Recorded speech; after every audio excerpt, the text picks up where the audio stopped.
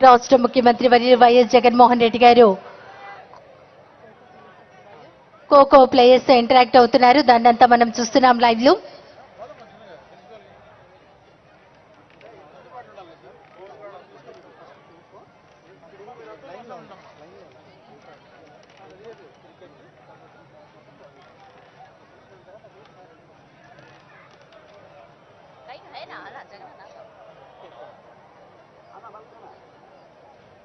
Kho kho players తో మరి interact అవుతున్నారు రాష్ట్ర ముఖ్యమంత్రి వర్యులు వైఎస్ జగన్మోహన్ రెడ్డి గారు.